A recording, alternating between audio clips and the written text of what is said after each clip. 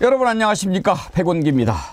최상병 순직사건 수사 외압 의혹, 김건희 여사 명품백 수수 의혹, 그동안 꿈쩍도 않던 검찰과 공수처가 갑자기 수사에 속도를 내고 있습니다. 왜 그러는 것 같습니까? 뒤늦게 증거가 나온 겁니까? 아니면 뒤늦게 정신을 차린 겁니까? 국민들은 다 압니다. 이제 총선에서 압도적인 승리를 거두면서 야당이 특검을 밀어붙이고 거부권을 행사해도 안 될 것 같으니까 지금 수사하고 있는데 왜 그러냐, 결과를 보고해야 되는 것 아니냐, 이런 핑계 대려고 그러는 것 아닙니까? 무슨 짓을 해도 좋은데 제발 국민을 바보로 생각하는 것, 그 짓만은 하지 말았으면 좋겠습니다. 생방송 백운계 정치 1번지 출발합니다.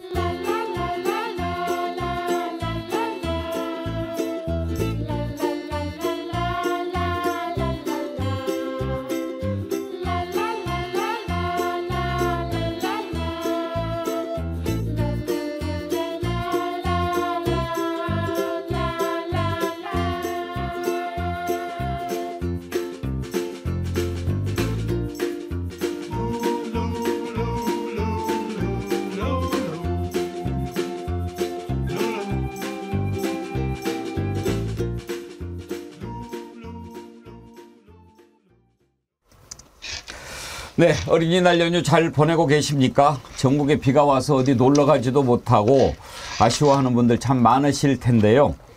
차분하게 그래도 월요일 쉬는 것만 해도 어디냐, 이렇게 생각하시면서 연휴 잘 보내시기 바랍니다. 마무리 잘 하셔야죠. 정어리TV 구독자 수가 오늘 새벽 1시쯤에 38만 명을 돌파했는데요. 어제 37만 9천에서 한참 걸리더라고요. 한 분 한 분이 얼마나 소중한지 깨닫는 그런 시간이었습니다. 다시 한번 여러분께 진심으로 감사드립니다.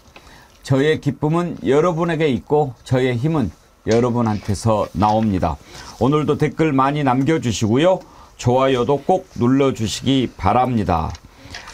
차차 써니님, 처음 실시간 들어옴 안녕하세요 하셨는데 실시간 본방 사수 감사드립니다. 차차선임님께 글래머 정어리 선크림 보내드리도록 하겠습니다. 그리고 김지우님, 우리 애청자신데 다리에 기부스하고 팔 꼬매고 이렇게 하고 계신다고 그러는데 어쩌다가 다치셨어요. 빨리 나으시길 바라면서 제가 선크림 보내드리도록 하겠습니다. 나라의 주권은 대통령이 아닌 국민에게 있다. 아이디가 근사하십니다. 여러분, 정치 1번지 좋아요, 구독은 국민으로서 정치에 관심이며 사랑의 시작입니다. 그러셨는데 감사합니다. 아이디만큼 멋진 글 고맙습니다. 매일 새롭게님, 방금 과일가게 들러서 참외, 토마토, 딸기 등등 사면서 사장님 구독시키고 왔어요. 우리 모두 올해는 50만을 향하여 화이팅입니다 해주셨는데, 예, 참외, 토마토, 딸기 비싸지요 요즘에.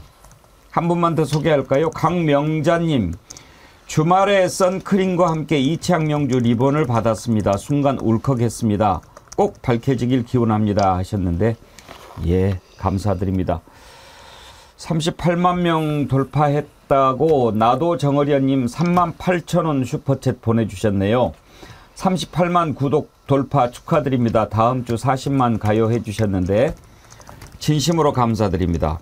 한 가지 더요. 쇼츠 동영상 만들어서 보내주신 분들께 감사드립니다. 지난번에 감사의 표시를 전해드렸는데 매 분기별로 시상식을 이어가려고 합니다. 오늘은 한시민님께서 보내주신 쇼츠 동영상 보고 방송 시작하도록 하겠습니다. 여러분의 많은 참여 부탁드리고요. 한번 보실까요? 김기현 사령관은 해병대 조직 보호를 위해서 할 말은 많지만 내가 말 안 하겠다 이렇게 얘기는 하지만 임성근 사단장은요 자기 때문에 어찌 보면 이런 사단이 벌어진 거 아닙니까? 그러면 오히려 이런 문제가 나왔을 때 그래 내가 오히려 책임져야지. 자기 까마득한 사병이라 또 할지라도 이렇게 사병이 죽은 부분에 대해서 자기가 책임지겠다는 자세를 먼저 보여야지 되는데 이 사람은 자기가 지시했다고 하는 사람인데도 불구하고 나는 그런 지시 한 적 없어. 여단장한테 의견만 얘기했을 뿐이야. 그 실제 지휘는 여단장이 했거든. 뭐 이런 얼토당토하는 얘기를 하고 있어요. 해병대 자긍심을 완전히 스스로 무너뜨리는 거예요. 그러니까 정말 임성근 사단장이 방송 보고 있다 그러면은 당신이 만약에 해병대원이라고 하면 해병대 자긍심을 갖고 있는 사람이라고 하면 나 책임 없어 이렇게 하지 마시고 나와서 어떤 방식으로든 제가 책임져야 할 문제입니다 라고 얘기를 해야지 맞다고 봅니다. 대통령 지시를 어떻게 할 수는 본인이 없었다 하더라도 자기가 책임지는 모습을 먼저 보여줘야 이 문제를 하나하나씩 풀어나갈 수 있을 거라고 생각합니다. 예, 우리 김성환 평론가께서 열변을 토하시는 모습을 쇼츠로 만들어서 보내주셨는데 벌써 저 쇼츠 동영상 조회수가 15만 명을 돌파했습니다. 예, 대단합니다. 이렇게 쇼츠 동영상 만들어서 보내주시면 저희가 소개해드리고 또 분기별로 상품도 드리도록 하겠습니다. 자, 5월 6일 월요일 아침 함께 하실 세 분 패널 소개합니다. 전예현 더불어민주연합 대변인, 김성환 시사평론가, 구교형 경향신문 기자 함께합니다. 어서 오십시오. 네, 안녕하세요. 반갑습니다. 더불어민주연합 아직 합당 안 끝났나요? 합당해서 전 대변인이 됐습니다. 이제 당이 합쳐졌고요. 전 더불어민주연합 아닌가요, 그러면? 네, 맞습니다. 전 더불어민주연합 대변인입니다. 이제 더불어민주연합이 민주당이 된 거죠? 그렇습니다. 예. 이제 더불어민주당에서 예. 활동 열심히 하겠습니다. 예. 민주당에서도 또 원래 대변인 하셨으니까 예. 잘 하실 줄 압니다. 오늘 첫 번째로 우리가 다뤄볼 이슈는 검찰하고 공수처가 갑자기 수사의 속도를 내고 있는데 왜 그러는지 우리가 모를 줄 압니까? 특히 김건희 여사 명품백 수수 관련해서 검찰이 수사를 하는데 글쎄요, 만약에 이걸 서울중앙지검에서 시작했다고 하면 그건 좀 우리가 생각을 해볼 만도 합니다. 서울중앙지검장 누구죠? 송경호 지검장이 그거 수사하려고 그랬다가 뭐 인사조치하니 어쩌니 그런 얘기 나왔잖아요. 그랬다가 조용해졌는데 검찰이 그것도 이원석 검찰총장이 한다 그러니까 이건 또 뭔가 우리가 좀 의심을 하게 됩니다. 먼저 민주당 한민수 대변인 왜 이렇게 수사하는 것처럼 할까 의심하는데 한번 들어보죠. 고발 5개월 만에 신속 수사. 빈수레가 요란한 것 아닙니까? 5개월 동안 조금도 움직이지 않던 검찰이 별안간 수사의 속도를 내겠다니 전혀 신뢰가 가지 않습니다. 오히려 갑작스런 검찰총장의 신속수사 지시가 김건희 여사 특검법을 피해보려는 꼼수는 아닌지 강한 의구심을 제기합니다. 22대 국회에서 김건희 여사 특검법을 도저히 막을 방법이 없어 보이니 부랴부랴 수사하는 신용이라도 내며 특검 거부를 위한 명분을 쌓으려는 것 아닙니까? 빈수레만 요란한 검찰 수사는 특검법에 대한 국민의 요구만 더욱 확산시킬 것임을 분명히 경고합니다. 전예현 대변인, 민주당 대변인 얘기가 제 말하고 똑같네요. 많은 국민들이 의심하는 점 또 우리 앵커님께서 짚어주신 부분 다 비슷할 것 같습니다. 제가 지난주 국회에 들어갔어요. 이제 비록 떨어졌지만 같이 활동했던 분들도 만났고 무엇보다 박찬대 신임 원내대표가 당선이 됐습니다. 무엇을 의미하느냐? 민주당 내에서는 정권과 강하게 맞설 의지를 이미 22대 국회 출범 전부터 다지고 있다. 이렇게 해석을 할 수 있고요. 박찬대 원내대표 당선인이 후보 시절부터 강조한 것이 있습니다. 김건희 여사 주가 조작 의혹과 관련된 특검뿐만 아니라 이게 제대로 안 될 경우에는 명품백 수수 의혹까지 같이 해서 특검을 하겠다라는 겁니다. 이 부분에 대해서는 지금 조국 혁신당이라던가 개혁신당도 거의 이견이 없는 것으로 알려지고 있기 때문에 한마디로 지금 청와대 입장에서는 특검을 어떻게 해서든지 막으려고 했는데 명분이 필요한 겁니다. 그래서 지금 꼼수를 쓰는 게 아니냐는 의심을 받고 있는 거고요. 검찰이 이런 의심을 받는 데는 다 이유가 있습니다.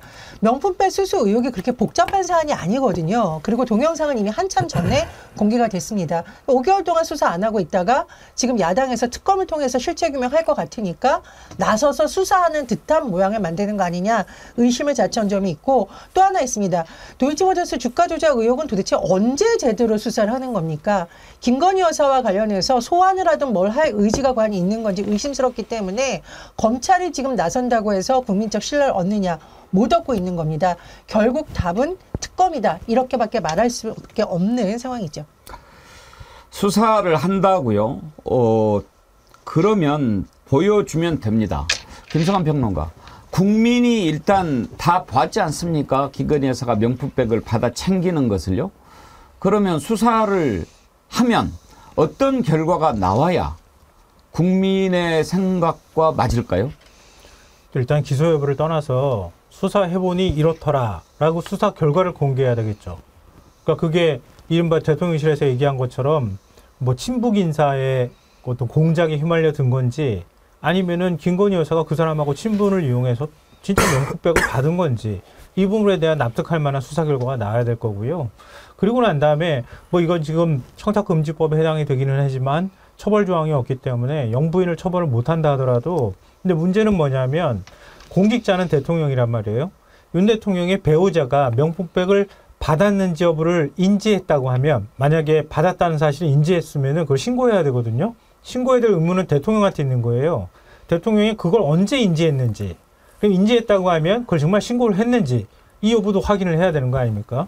그리고 명품백 가방이 있다고 하는데 가방을 어디다 갖다 놨는지, 포장은 뜯었는지, 뭐 어디 창고에다가 잘 보관하고 있다고 하는데 진짜 기록물에 해당이 되는지, 이런 것까지도 다 밝히고 난 다음에 그 다음에 수사 결과를 공개해야지 되지 않을까 싶고요. 근데 지금 굉장히 흥미로운 움직임이 검찰 내부에서 일어나고 있는 것 같아요. 지금 오늘 동아일보가 보도한 걸 보면요, 이번 달 내로 수사 끝내겠다는 거예요. 김영란법 관련된 것을요? 네. 이거 뭐 복잡한 수사 아니니까 한 2, 3주 내로 그냥 수사 끝내버려라, 이렇게. 그렇게 간단한 것을 왜 인지한대요? 그러기가 말이에요. 근데 더 재밌는 거는 한 번 부를 때 김건희 여사를 부를 거 아닙니까? 부르면은 그냥 서면 조사로 퉁쳐버리면 이것도 부실 수사했다는 소리 들리니까 이번에는 소환 조사 해야 된다는 거예요. 근데 포토라인에는 안 써도 소환 조사를 할 때, 그러면 도이치모터스 주가 조작 사건은 어떻게 해요? 그 조사해야 되잖아요. 그러니까 같이 조사를 하는 방법을 얘기하고 있다는 거예요. 그러니까 만약에 불렀는데 도이치모터스는 그냥 내버려두고 명품백 문제만 조사하고 그냥 다시 되돌아갔다고 하면은 또 불러야 되지 않겠습니까? 그러니까 이번에 부를 때 한꺼번에 다 두 가지 사안을 같이 조사해야 된다, 이런 얘기가 검찰 내부에서 나오고 있다는 거예요.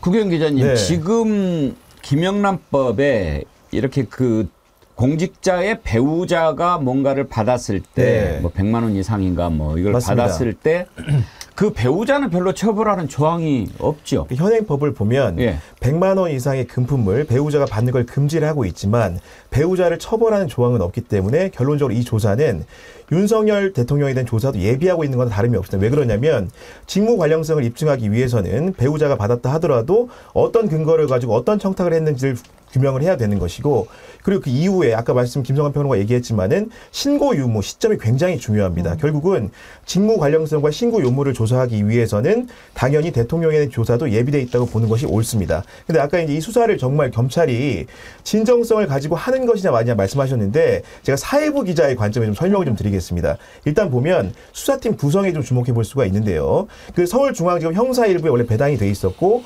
고발 5개월 동안 만시지탄으로 느껴질 정도로 이제야 수사를 착수를 한 겁니다. 근데 3명을 추가했어요. 어떤 검사들 추가했냐 굉장히 중요하지 않습니까? 예. 취재 결과 해보니까 범죄수익 환수부 1명, 공정거래조사부 검사 1명, 반부패 수사 3부 검사 1명입니다. 이 사람들이 다 어떤 사람이냐면은 예전에 특수부라고 불렸던 4차장 검사 산하의 검사 3명을 1차장 검사 산하의 형사 1부에 투입을 한 겁니다. 그럼 이 사안의 성격이 달라지겠죠. 형사부에 있었을 때는 일반 국민들이 겪는 모든 사건을 처리한 형사부입니다.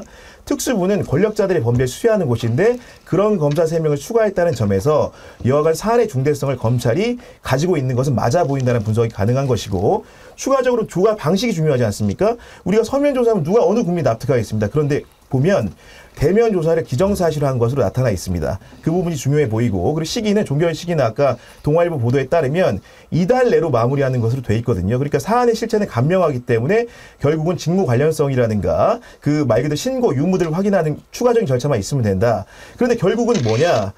중요한 건 이 사안은 간단한데 지금 문제가 뭐냐면 그 검찰총장이 왜 명품백만 수사주 이렇게 한 건지 의문을 가질 수 있잖아요. 이게 왜 그러냐면 2020년에 윤석열 검찰총장과 추미애 법무장관이 있던 시절에 윤석열 검찰총장은 주가 조작 의혹 사건의 핵심 인물인 김건희 여사의 배우자 아닙니까? 그러다 보니까 사건 관계인이어서 이 수사 지휘권을 추미애 장관이 당시 장관이 박탈을 한 겁니다.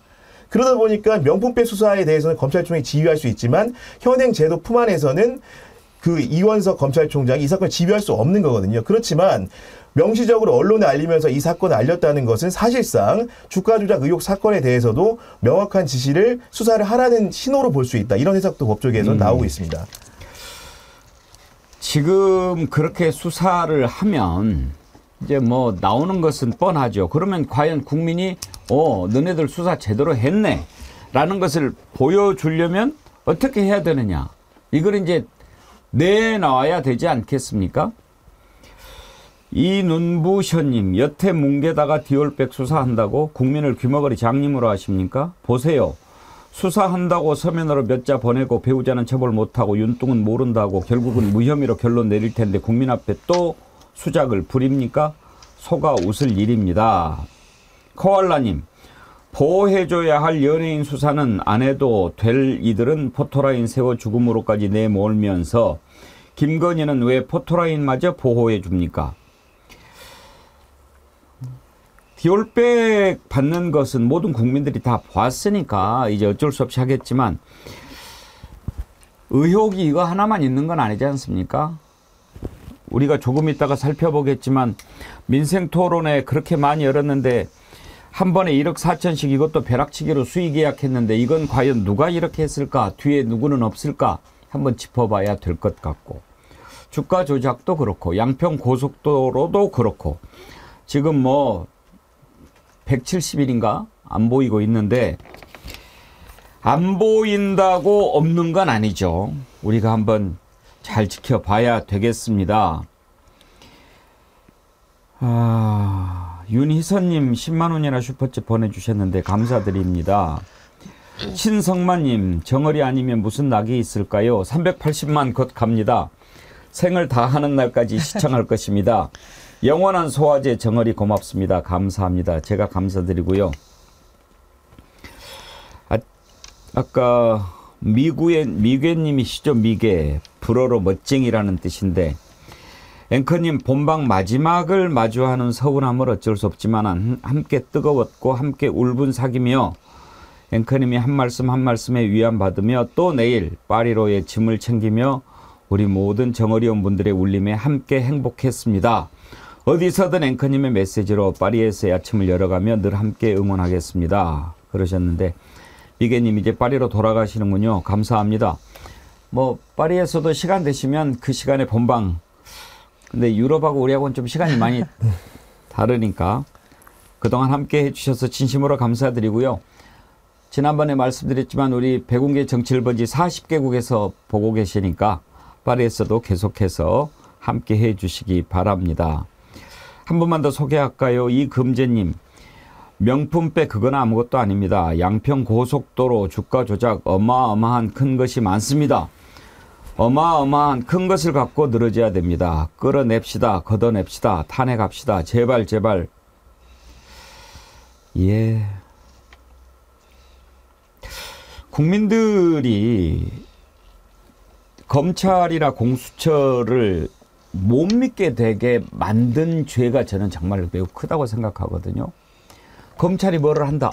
그러면 이제 검찰이 제대로 밝혀내겠구나. 이런 기대를 갖게 해야 그게 국가기관의 존립 이유 아니겠습니까?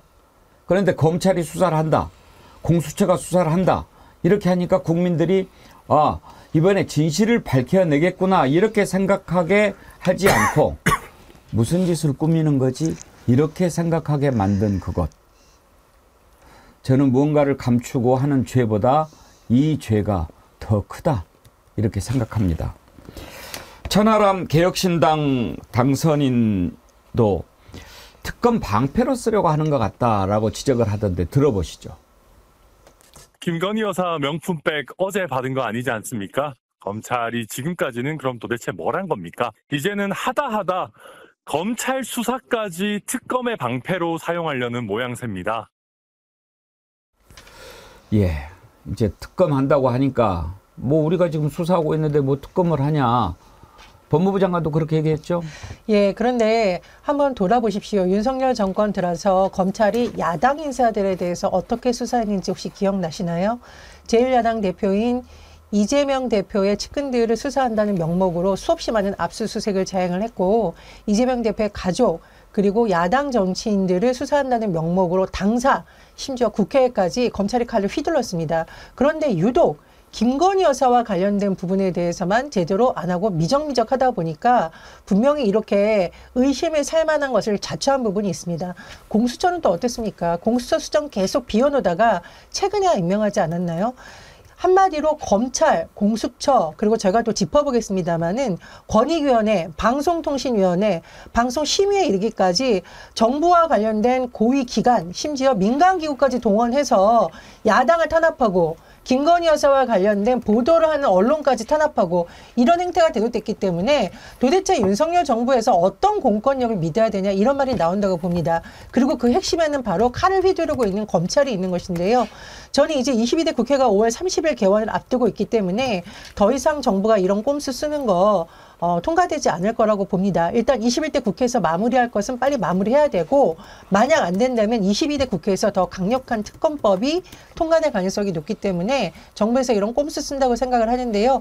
국민들은 총선에서 이미 한번 보여주셨습니다. 윤석열 정부 더 이상 검찰칼 함부로 휘두르지 말고, 그리고 꼼수 부리지 말아라는 걸 드러났기 때문에 저는 적어도 국민의힘에서 제대로 이 상황을 판단하고 있다면 이탈표가 나오거나 당에서도 반론이 나올 가능성이 있다고 봅니다. 근데 그나저나 김성환 평론가, 디올백은 어디 있을까요? 그럼 뭐 지금 대통령실 창고 어딘가에 있다고 얘기를 하지 있을까요? 않습니까? 있긴 있겠죠. 글쎄요. 그러니까 지금 그것도 참 곤란한 일이에요. 만약에 쓴 흔적이 나온다 그러면 그거 바로 그냥 문제되거든요.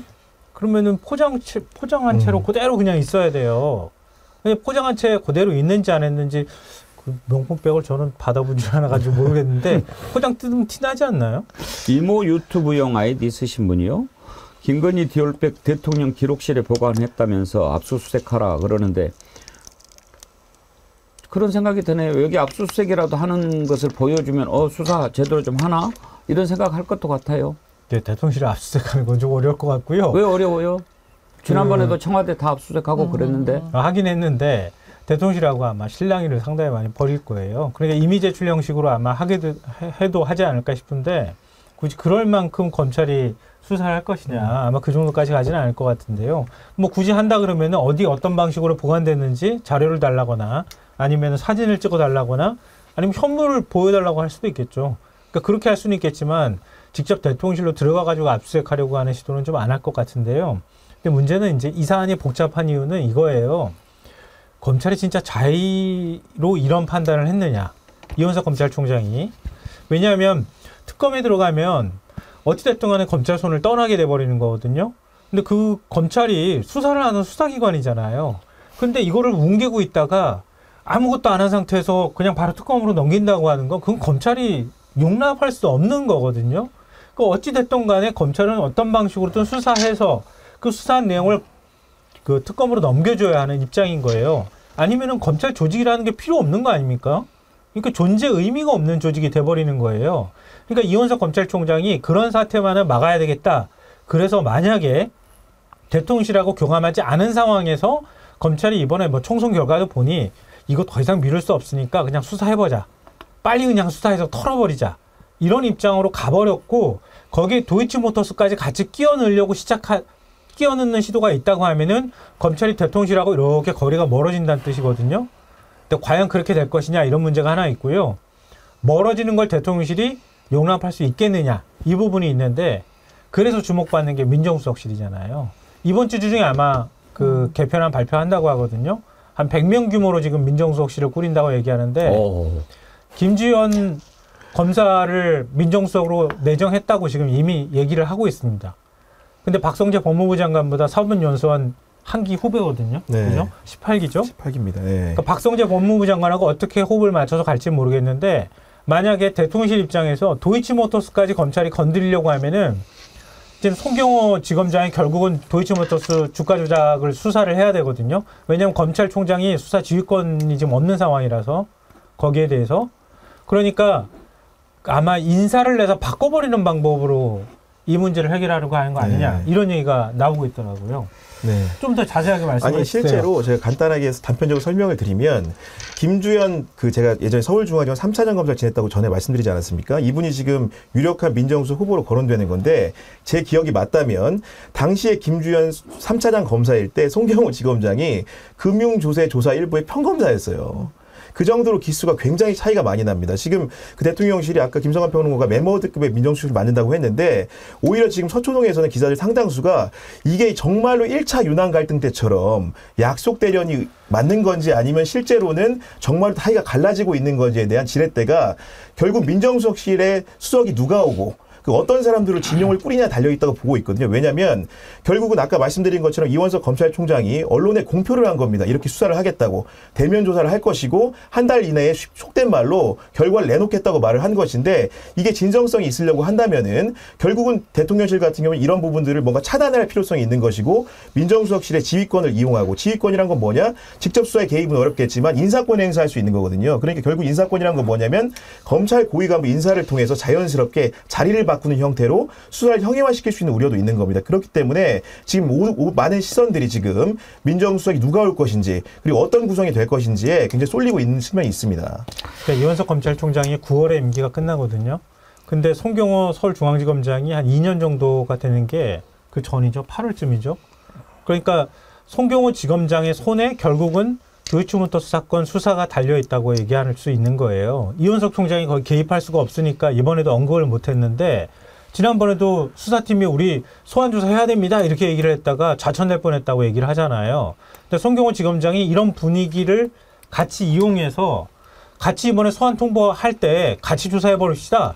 우리랑 같이 해버립시다. 이렇게 해버리기 시작하면 그 결국 서울중앙지검에서 지금 명품백 조사도 하게 될 테니까 그러면 아주 사태가 복잡하게 꼬일 가능성이 있다는 거예요. 제가 아까 윤석열 정부의 죄를 이야기하면서 이렇게 국가수사기관이 무슨 수사를 한다고 했을 때 국민들이 아 이제 진실이 드러나겠구나 하는 기대를 갖게 하는 게 아니고 이제 무슨 짓을 하려고 하는 거지 이렇게 생각하게 만든 그 죄가 크다 이렇게 지적했는데요. 그것보다 더 큰 죄가 있습니다. 지금 이렇게 하니까요. 국가의 모든 에너지를 자신과 배우자의 의혹을 감추는 데만 다 쏟아붓고 있는 겁니다. 그러다 보니 어떻게 됩니까? 나라가 절단이 납니다. 나라가 절단이 납니다. 지금 자영업자 하시는 분들 얘기가 안 들립니까?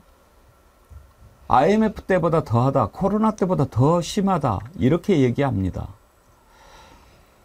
제가 지난주에 어떤 곳에서 한번 저녁을 이렇게 하는데 문 닫는데요, 곧.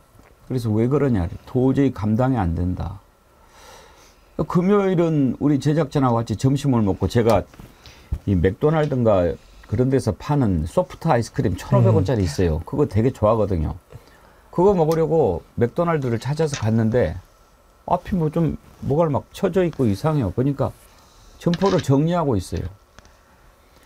맥도날드까지 점포를 정리한다는 것은 이건 심각한 것 아닙니까? 지금 뭐 한두 군데가 아닙니다. 나라가 아까 백수기 님도요. 아침에 산책하는데 작년보다 거리 풍경이 너무 다르더라고요. 연휴인데 가게 문도 닫힌 해장국집도 많고 빈 가게가 너무 많습니다. 나라가 지금 절단나는 소리가 아주 곳곳에서 들립니다. 왜 그렇습니까? 말로만 민생 하면서 실제로 민생을 돌보지 않고 자기 가족과 그런 그 의혹을 덮는 데만 온 국가 에너지를 갖다 쏟으니까 그리고 뭐든지 조금이라도 챙길 것 있으면 챙기는데 급급한 그런 모습을 보이니까 나라가 이 모양이 돼버린 것 아니냐고요. 지금 김건희 여사가 안 보인 지가 꽤 됩니다. 어린이날은 나오겠지. 뭐 그랬는데 작년 어린이날에 그렇게 나와서 뭐 하지 않았습니까? 그런데 올해는 호래비도 아니고 혼자 나와가지고 애들하고 같이 지금 저렇게 사진 찍는 모습을 보였어요. 왜 안 나옵니까? 왜 안 나와요? 안 나온다면 이유를 대세요. 그리고 앞으로 안 나오겠다 밝히든지, 이것도 아니고 저것도 아니고 그냥 숨어 있으면 답니까? 숨어서 남의 나라 대통령 부인 만나고 숨어서 투표하고 그 우리 국민은 뭡니까? 대통령실 왜 안 나오냐? 검찰 조사 이야기도 나오는 상황이라서 행사 나올 때가 아니다. 밝히면 어떻게 됩니까? 그러면 검찰 조사 이야기가 언제까지 계속될 것 같습니까? 뭐 이런 걸 전부 계산만 하고 있어요. 이런 얘기는 나옵니다. 9일날 대통령 기자회견 하는데 기자회견에서 김건희 여사 관련해서 문제 딱 털고 나서 그때쯤 등장할 거다. 구교영 기자 그런 기사 봤어요. 네, 뭐 그런 설도 적지 않게 나오곤 있습니다. 네, 오죽 사실 국민들이 답답하고 오죽 기자들도 답답하면은 영부인의 등장을 두고 이렇게 고민해야 되는 상황인 것이 굉장히 참으로 안타깝고요. 우리 앵커님 잘 말씀해 주셨지만은 정상 외교에서도 비공개 일정을 소화하고 그리고 여러 가지 국가적으로 대사 중요한 일들이 많은데도 그런 행사에 영부인이 공식적으로 모습을 못 드러낸다는 것은 굉장히 어떻게 보면 국격을 떨어뜨리는 행위라고 생각을 합니다. 예.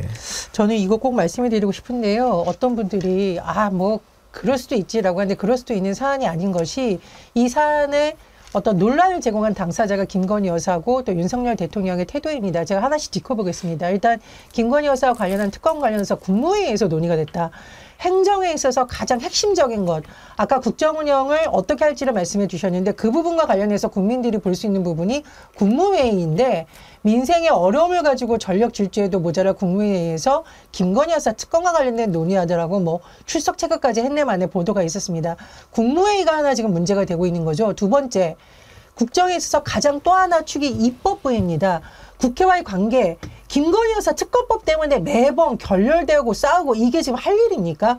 세 번째, 지금 기자님도 짚어주셨는데 외교에 관련된 부분이에요. 루마니아 정상 부부 지난달에 방한했을 때 어떻게 됐습니까? 만났는데 비공개 일정이다.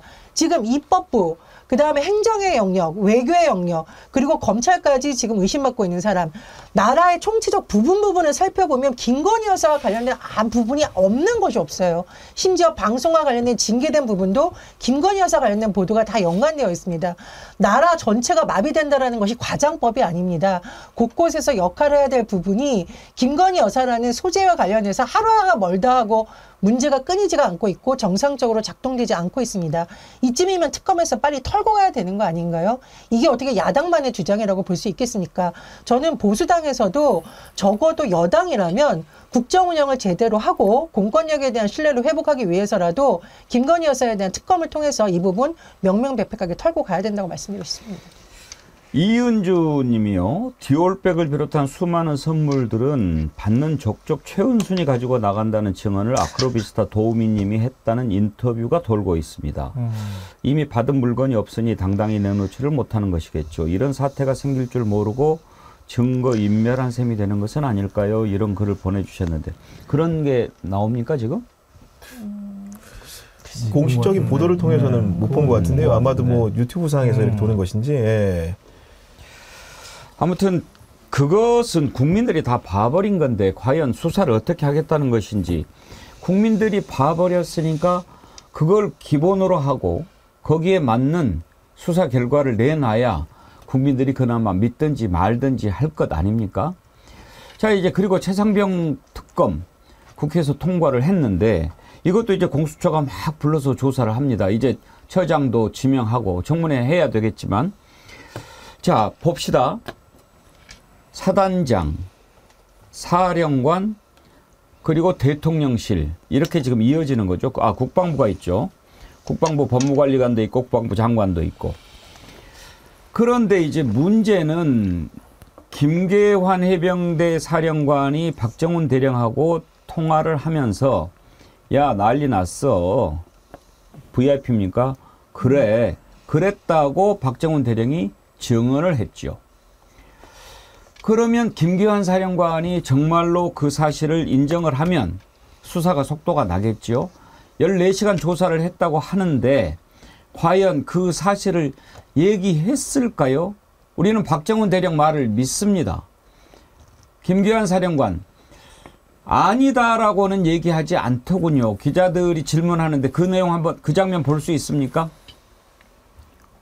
예, 한번 보여주세요. 외압 없다는 입장 여전하십니까?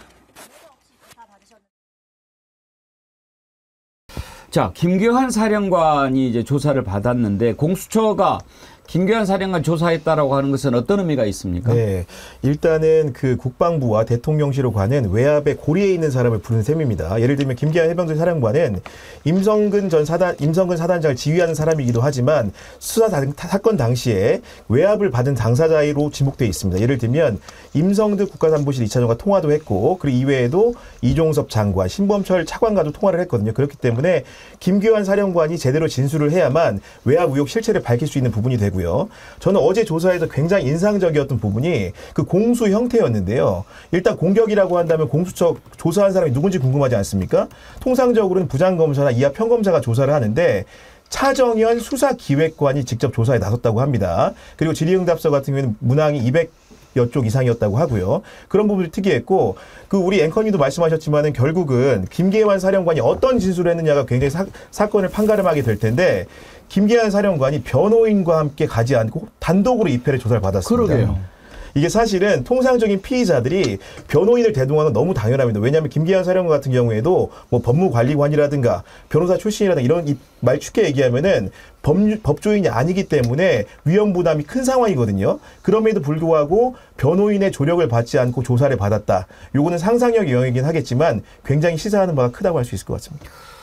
왜 변호사랑 같이 안 갔을까요? 김성환 평론가.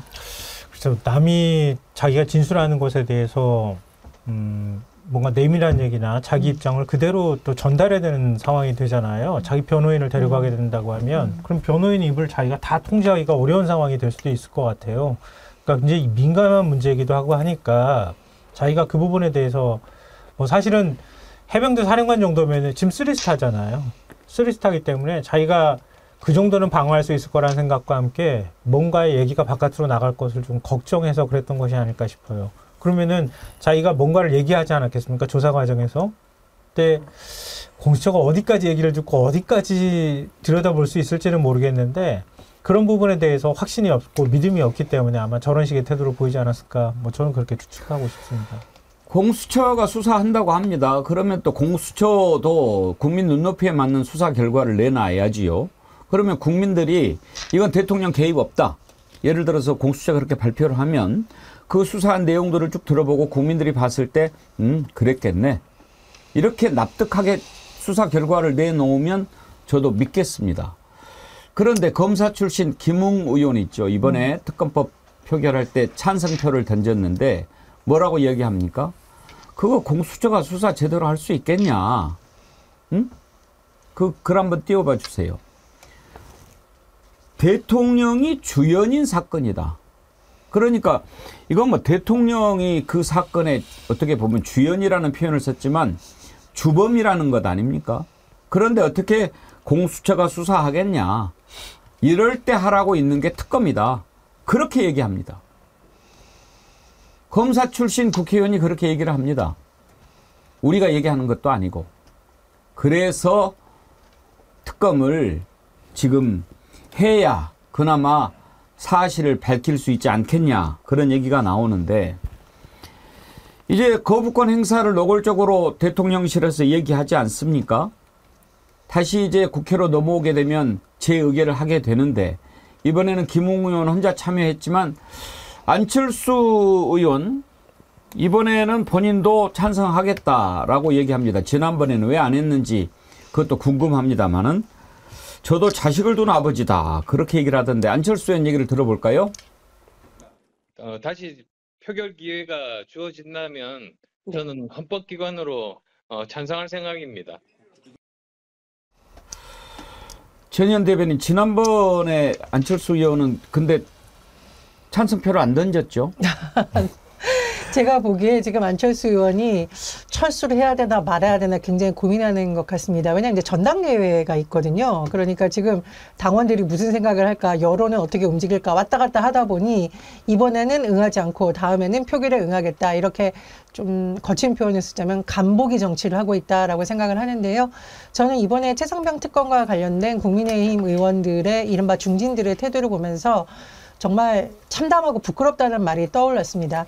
최상병 특검과 관련된 논의가 하루 이틀 진행된 것이 아니고 본인들이 언론 인터뷰를 통해서 특검이 필요하다고 했던 의원들마저도 최근에 보면 슬그머니 꽁무니를 빼거나 좀 수사를 좀 더 기다려보자 하는 태도를 보이는 거 보면서 와, 당내에서 정치 연장을 하기 위해서 정말 저런 방법을 쓴다라는 참담함을 금할 수가 없습니다.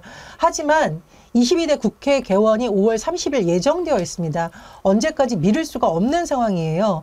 그리고 막을 수도 없는 상황입니다. 그래서 저는 이렇게 안철수 의원이 저런 표현을 썼다라고 생각을 하는데, 제가 이런 댓글 말하기가 좀 민망합니다만 최근에 안철수 의원에 대한 댓글을 보니까 이건 마마보이가 아니라 대통령보이가 아니냐, 이런 표현까지 나오고 있습니다.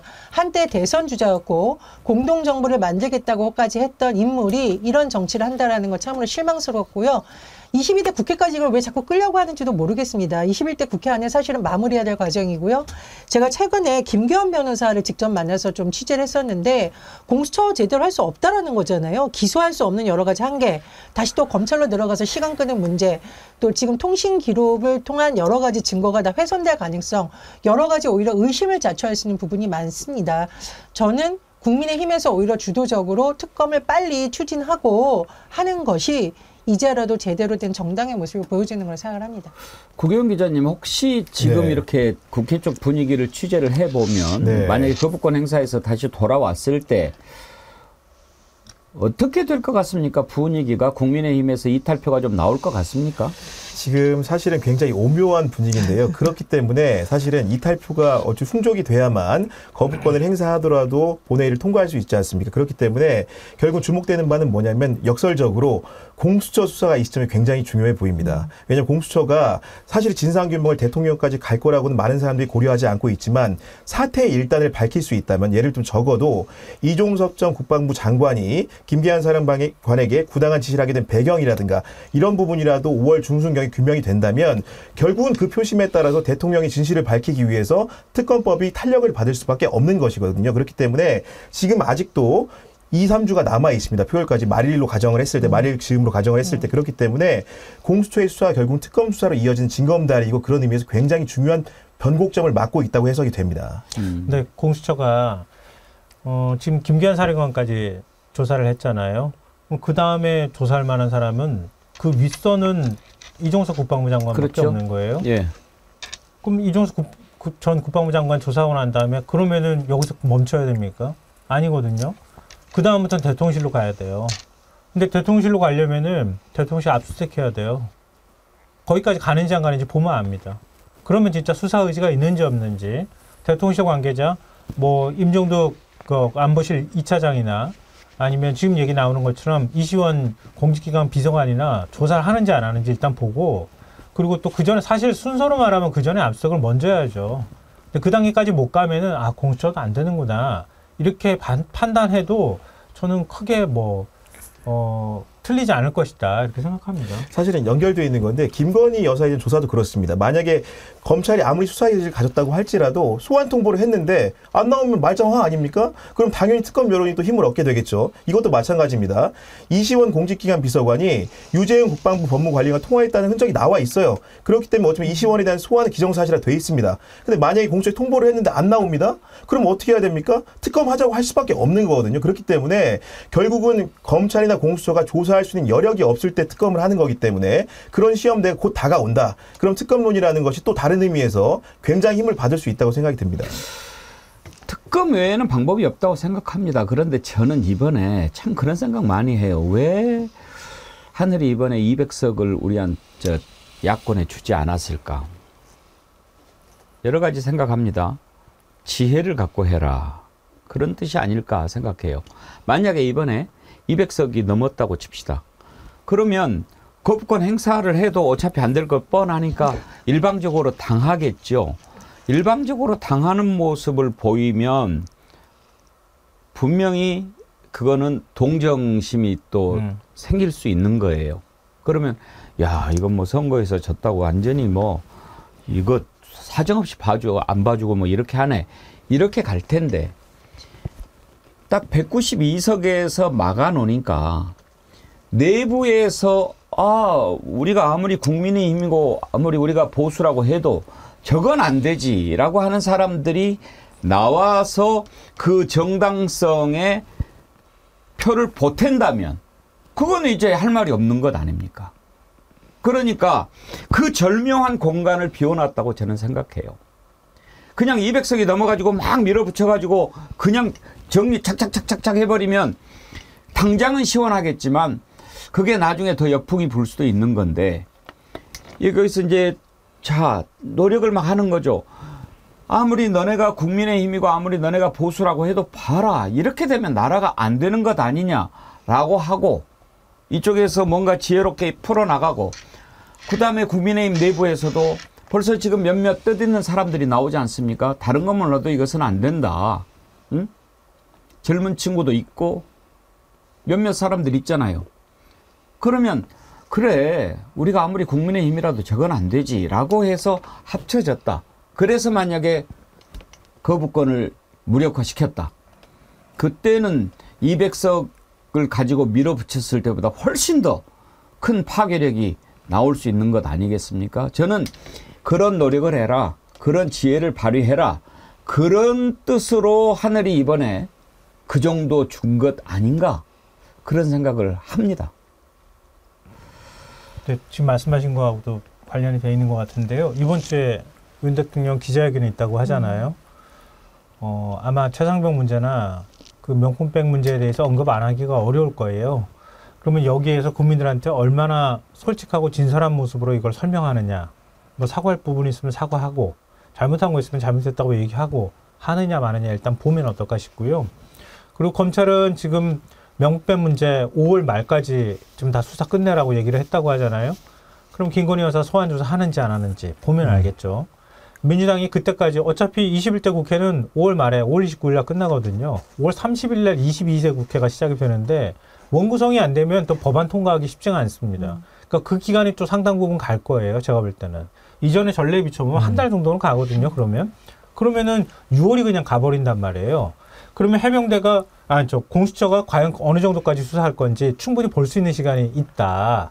그러니까 민주당이 급하게 달려간다고 가지고 달려갈 수 있는 상황은 아니니 그러니까 민주당은 계속 이 부분에 대해서 압박을 가하면서 대통령실하고 그다음에 검찰하고 공수처가 어느 정도 수사를 하는지 지켜보고 난 다음에 특검으로 가도 그때 가면 국민들이 만약에 명품백 수사 결과 발표했는데 말도 안 되는 수사 결과가 나왔어요. 그러면 특검 갑시다. 그냥 도저히 더 말할 필요가 없어지는 상황이 올 수도 있다는 거예요.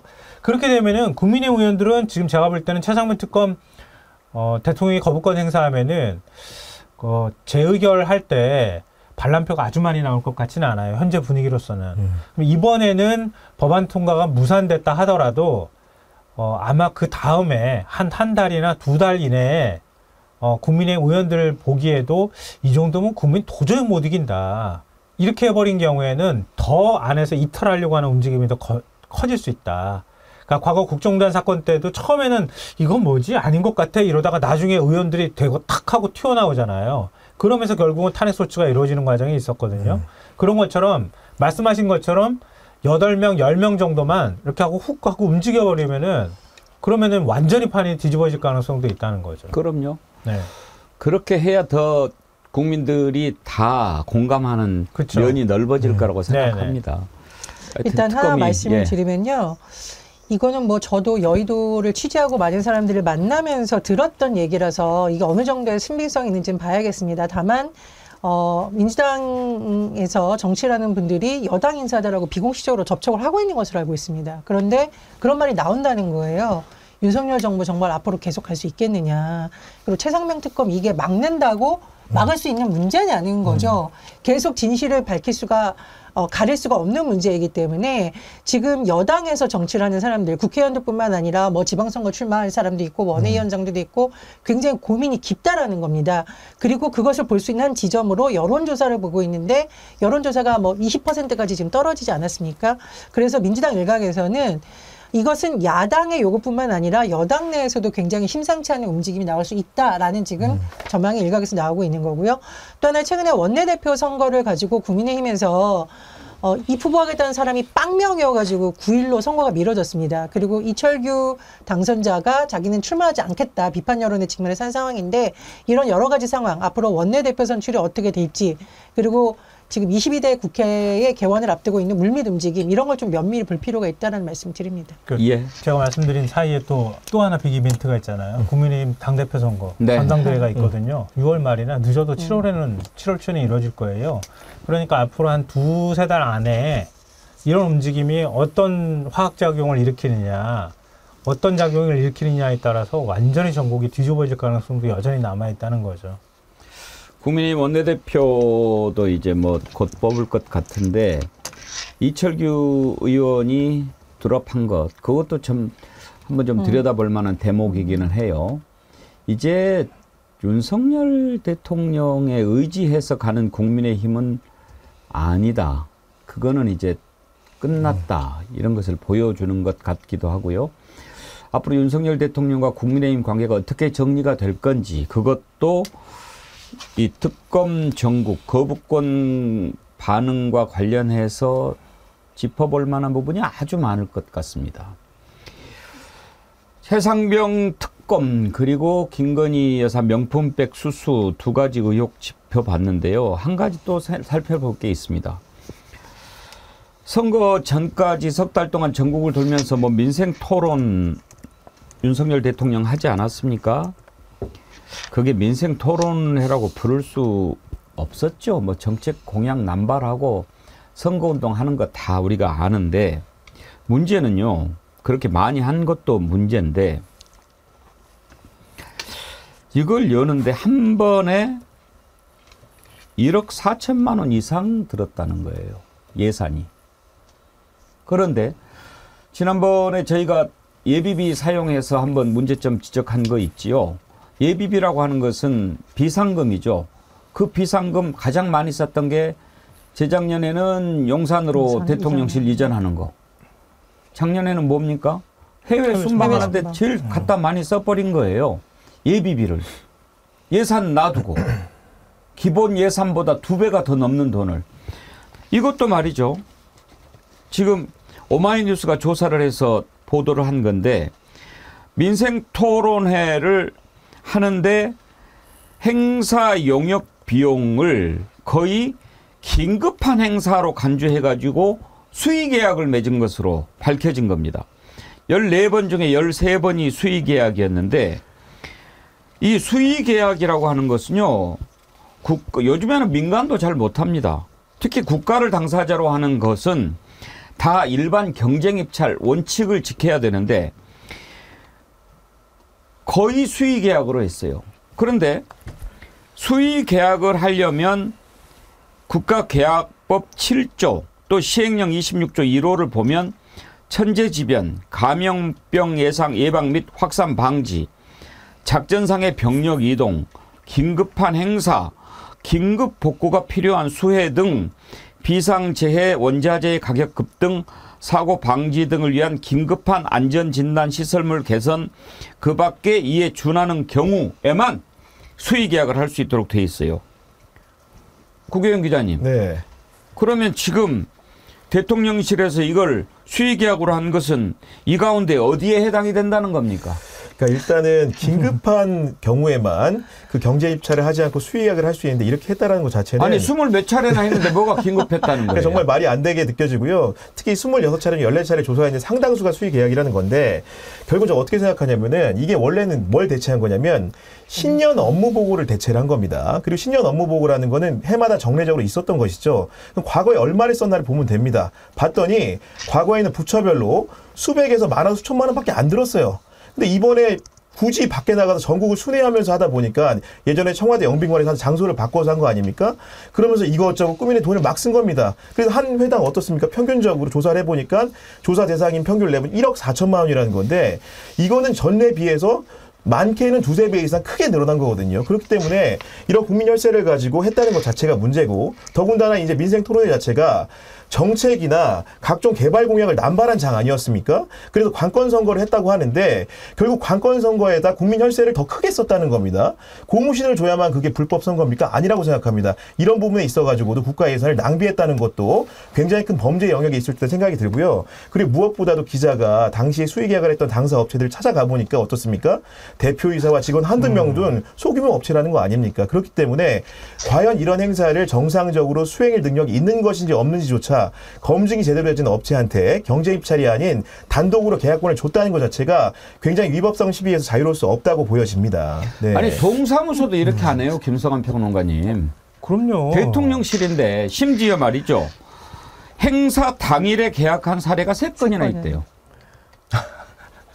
아니 예전에 대통령실 옮길 때 얘기 기억 안 나세요? 그때도 뭐 이런 네. 뭐 이상한 허접한 네, 말도 안 되는 그런 게 데서. 많았잖아요. 대통령실 공사는 그거는 보안 문제하고 연결이 되잖아요. 단순히 인테리어의 문제가 아니거든요. 예를 들어서 대통령실 안에 들어가가지고 대통령실 다 들여다보게 되잖아요. 무슨 시설이 있는지 다 알게 되고요.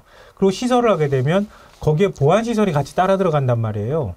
그러니까 뭐 예를 들면 도감청 방지 시설이라든가 이런 거하고 또 관련됐을 수 있기 때문에 굉장히 기밀을 요하는 그런 공사인데도 불구하고 그때 제가 기억나는 게 찾아가 보니까 그냥 뭐 어디 뭐 허름한 창고 같은 데 있는 업체가 대통령실 인테리어 공사를 하고 막 그랬더라고요. 근데 이번에도 역시 마찬가지인 거예요. 근데 황당한 거는 신년 업무보고를 대체한다고 했고 대통령실이 정말 선거 개입이 아니라고 주장한다고 하면 민생 토론회를 이 정도 규모로 이렇게 해가지고 몇 회 정도 한다는 계획을 잡을 거 아닙니까? 동사무소에도 동사무소 아무리 그래도 주민들하고 만나는 자리를 뭔가 만들잖아요. 동장하고 만나는 자리를 만들어도 1년에 몇 번을 하고 각 회당 예산에 얼마를 잡고 다과회가 얼마에 돈 들고 예산 잡아놓고 난 다음에 그리고 예산 배정하고 쓰는 거예요. 근데 대통령실은 아무것도 없이 했다는 거 아니에요. 그냥 그때그때마다 했다는 거고 당일날 계약했다는 건 그게 말이 됩니까? 당일날 계약하고 어떻게 행사 진행이 돼요? 대통령이 가는 행사를 이렇게 허술하게 하는 나라가 어디 있습니까, 세상에? 근데 전혜영 교수님, 묘하게 이 정부 들어서 이렇게 컨벤션 회의, 전시 기획 이런 것 관련해서 좀 이런 그 말도 안 되고 이해가 안 되는 그런 계약건들이 많아요. 예, 그래서 대통령실 이전과 관련해서도 김건희 여사와 관련된 의혹이 자꾸 제기되고 있는 것 같고요. 이번에 관련된 행사도 보면 너무 줄속으로 진행되다 보니 누군가가 이 건과 관련해서 카르텔을 형성해서 혈세를 빼가는 거 아니냐라는 의혹이 제기되고 있는 겁니다. 야당에서 최근에 대통령실이 대통령실 이전 문제라든가 해외 순방 이런 걸 짚으면서 혈세농단이라고 했는데 이 민생 토론회 이른바 이것도 혈세농단에 의심이 가는 부분이 지금 계속 제기되고 있는 겁니다. 저는 이런 말씀 드리고 싶습니다. 민생 토론회가 3번 카레입니까? 한 해에 1억 원이 넘는 것을 쓰는 행사입니다. 그리고 대통령이 직접 참석해서 국민들에게 공개되는 행사를 이렇게 엉터리로 한다는 게 말이 안 됩니다. 앵커께서 동사무소도 이렇게 안 한다고 했는데요. 제가 행정에서 일을 해봤잖아요. 그 도청이라던가 군청 내에서의 작은 행사도 이렇게 함부로 하면 감사받습니다. 큰일 납니다. 도대체 누가 관련된 거냐라는 건데 대통령이 참석하는 수차례의 민생토론회가 이런 식으로 진행됐다는 거 도대체 왜 이렇게 된 건지 그리고 어떤 절차를 통해서 수의계약이 이렇게 된 건지 이렇게 부실한 업체를 일각에서는 또 뭐 당일날 행사됐다는 부분에 대해서 철저한 검증이 바로 필요하다고 보고요. 윤석열 대통령이 가장 강조하는 말 자체가 재정의 건전성 아닙니까? 대통령실부터 이런 문제 명명백백하게 밝히시고요. 윤석열 대통령이 또 자주 쓰는 표현이 있습니다. 이권 카르텔. 이 이권 카르텔이 왜 유독 대통령실과 관련된 행사에서 자꾸 문제 제기가 되는 겁니까? 이 부분부터 저는 반드시 밝혀야 된다고 생각을 하고 이 부분도 대통령실 뭉개라고 한다. 우리가 언제까지 맨날 수사 특검을 외쳐야 되는지 모르겠지만 그런 부분까지도 분명히 이어질 수 있는 대목이라고 생각이 됩니다. 우리 그 전혜연 대변인 말씀해 주신 대로 이런 일이 한두 번이 아니기 때문에 국민들이 정말 열을 내는 겁니다. 어떤 거냐면 과거에도 비록 최근입니다. 감사원 같은 경우에 대통령실 이전 과정을 감사하다가 방탄 유리 업체가 쉽게 얘기해서 허위 견적서를 써가지고 그래요. 공사비를 부풀렸다가 예. 수사 1회 했는데 지금 감감무소식입니다. 검찰의 수사일한 게 지난해 10월인데 그 돈을 금품 수수를 했다거나 혹은 간부라든가 예를 들면 그 허위 경력서를 부풀린 시행업체 관계자가 어떤 처분을 받았는지 굉장히 지금 부지하 세월로 알 수 없는 상황이거든요. 그렇기 때문에 국민들이 또 다른 이런 유사 사례를 맞닥뜨렸을 때 이것도 과연 우리 검찰이라든가 경찰 같은 수사기관들이 제대로 처분할 것인가 굉장히 의심하는 거거든요. 그렇기 때문에 이런 문제들은 방관하지 말고 지금 당장 엄정하게 수사해서 밝혀야 된다고 생각합니다. 그 대통령실 그 공사할 때도요. 코바나 컨텐츠 공사했던 업체가 대통령실 공사했다고 해가지고 많이 시끄러웠어요. 예. 그리고 부산 엑스포 할 때도 김건희 여사가 뭐 슬로건을 만드니 어쩌니 그러면서 얘기를 했다고 하잖아요. 그리고 프레젠테이션도 엉망진창으로 해가지고 이 정도 프레젠테이션 나도 한다 막 이런 얘기가 나왔었단 말이에요. 그리고 29회 받으니까 얼마나 창피합니까? 이번에 역시 민생토론에 얼마나 비판을 많이 받았어요. 근데 이렇게 그때그때 뭐 거의 즉흥적으로 민생토론을 연 거나 다름이 없고 업체들을 수의계약으로 했다고 하면은 그 업체들은 뭐 우리 속칭 얘기하자면 짬짬했을 가능성이 얼마든지 있는 거죠. 왜냐하면은 아 이거 빨리 수소문해서 할 만한 사람 찾아봐. 그러면은 주변에 있는 사람 찾을 거 아닙니까? 그러니까 그런 업체니까 큰 업체한테 그러니까 보통 이런 경우에는요. 만약에 경쟁 입찰을 붙이잖아요. 그러면은 좀 큰 업체들을 두고 공개 프레젠테이션을 키거나 아니면 입찰 수의 계약을 안 하고 입찰 경쟁을 붙인 다음에 그 업체가 민생토론의 전반을 하도록 만들어요. 보통 그게 공무원들은 다 그렇게 하거든요, 업무를. 근데 이걸 다 쪼개기식으로 다 쪼개 나눠놨다는 얘기는 즉흥적으로도 했을 뿐만 아니라 거기에 관련돼 있는 사람이 이 업체와 어떤 방식으로 연결됐을 가능성을 우리가 충분히 생각해 볼 수 있는 거죠. 제가 좀 웃지 못할 에피소드 하나 말씀을 드리면 제가 공무원한테 들은 얘기인데요. 공직과 관련된 여러 가지 부분은 예산이 투입되기 때문에 500원, 1000원만 이렇게 차이가 나도 감사해서 지적을 받을 수 있습니다. 그렇다 보니 어떤 공무원이 말하자면 이제 공적인 통장에서 저쪽 통장으로 돈을 오가는 과정에서 이자가 500원이 붙은 거예요. 이 500원을 어떻게 해야 되냐. 내가 내겠다. 안 된다. 감사에 걸린다. 이렇게 할 정도로 공직 시스템에서 요즘은 세금과 관련된 부분 굉장히 민감하게 다룹니다. 그래서 이 500원 때문에 뭐 한 달 동안 어떻게 하는 것이 이 500원을 공적으로 처리하냐. 이런 공무원도 있습니다. 윤석열 대통령께서는 맨날 재정 건전성 외치시는데 일선의 공무원들만 이렇게 쥐잡듯이 하지 마시고 본인이 참석한 행사부터 제대로 되고 있는지를 살펴보셔야겠고 김건희 여사와 관련된 의혹이 코바나 콘텐츠와 관련해서 계속 제기되고 있는데 아 정말 국민들 피곤합니다. 엄정하게 하셔서 이런 의혹 빨리 털었으면 좋겠습니다. 만약에 거기에서 뭔가를 또 챙겨 먹기 위해서 이런 짓을 했다면 그건 정말 추접스러운 건데요. 반드시 밝혀야 되고요. 제가 항상 우리 정어리원들과 함께 본질을 생각하려고 합니다. 왜 이런 일이 일어납니까? 왜 이렇게 합니까? 언론이 죽었기 때문입니다. 언론이 제대로 감시를 하면 이런 짓을 할 엄두를 못 내는 겁니다. 그런데 언론을 꽉 막는 겁니다. 입을 틀어 막는 거죠. 취재도 못하게 하고 보도도 못하게 하고 뭔가 불리한 보도하면 벌 주려고 하고 그러니 언론이 자꾸 위축되죠. 언론이 권력으로나 자본으로부터 자유로운 상황이라면 그거 보도하는데 부담 안 갖죠. 그런데 지금 종편들 다 지금 털면은 다 나올 그런 문제 갖고 있지 않습니까? 그러니 눈 한번 흘기면은 깨갱하는 거죠. 보도도 못하고 취재도 못하고 그러니까 마음대로 해먹는 거 아닙니까? 언론이 죽으면 그 나라는 죽는 겁니다. 누가 이렇게 언론을 만들었습니까? 지금 언론 자유 지수 같은 거 나와 있는데요. 이거 2부에서 한번 살펴보면서 지금 대한민국의 언론 현실 한번 짚어보도록 하겠습니다. 1부 신나게 달려왔는데요. 광고 하나 보고 2부로 넘어가겠습니다. 오늘 정어리몰에 정말 싱싱한 제품이 하나 들어왔는데 갑오징어 여러분 좋아하시죠? 일반 오징어도 요즘 비싸가지고 금징어라고 그러는데 그 오징어보다도 더 값비싼 게 갑오징어. 오늘 정어리몰이 가정의 달을 맞이해서 야심차게 준비했는데요. 싱싱한 갑오징어 광고 한번 보시죠.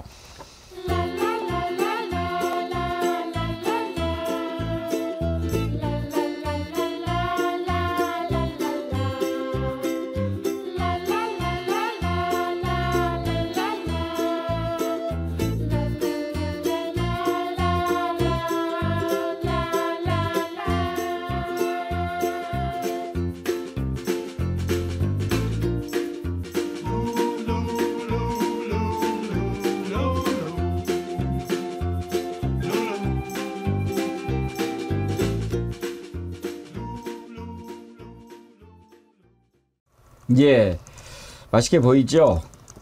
특히 추천할 만한 게 다 손질을 해서 여러분께 무료로 배송한다고 하는 겁니다. 그러니까 뭐 먹물이나 이런 거 안 빼셔도 되고 뜨거운 물에 살짝 데쳐서 드시기만 하면 그 풍미를 그대로 느낄 수 있을 것 같습니다. 크기에 따라서 2마리, 3마리 정도 된다고 합니다. 아마 여기저기 다 따져봐도 가격은 가장 착할 것 같고요. 자신 있게 추천합니다. 조영용님, 갑오징어 저거 데쳐가지고 초장에 찍어 먹으면 굿인데 막걸리 곁들여서 드실 줄 아시네요. 네. 정어리몰에서 추천하는 상품 여러분 관심 많이 가져주시고 언론 자유 관련해가지고 한번 좀 짚어보려고 합니다. 마침 오늘 함께 하신 세 분 패널이 다 언론인, 현직 언론인 또 언론인 출신이신데 정말 이거 부끄러워가지고 표 한번 보여주세요. 구경 없는 기자회가 언론 자유지수를 발표를 했는데요. 한국이 180개 중에 나라 중에서 62등을 했습니다. 지난해 47등이었는데 1년 만에 15계단 떨어졌는데 바로 그 위에 나라가 어딘가 보실래요? 우크라이나입니다. 우크라이나보다 지금 더 못한데 우크라이나를 제가 무시해서가 아니고 여러분 우크라이나 지금 어떤 상태입니까? 전쟁 중입니다. 전쟁 중에는 언론이 없어요.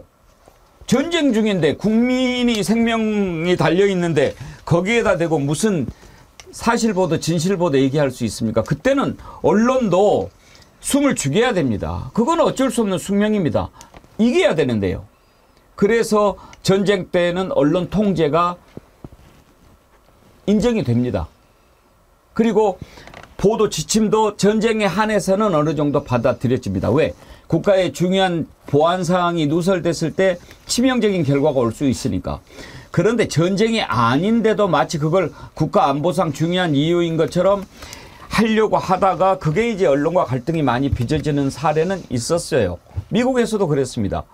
쿠바에서 미사일 배치하고 그럴 때도 그때 뉴욕타임스인가 워싱턴포스트인가 워싱턴포스트죠. 보도하려고 했는데 그걸 이제 긴장 관계가 매우 심각하지 않았습니까? 그래도 그때 법원은 언론의 손을 들어줬습니다. 명백하고 현존하는 위협이라 하더라도 그게 언론 자유의 기본입니다. 그런데 지금 전쟁 중인 우크라이나보다도 더 낮은 62등을 우리가 기록했다는 겁니다. 김성한 평론가, 이거 어떻게 고개를 들고 다닐 수 있습니까? 정말 이거 정말 창피한 일입니다.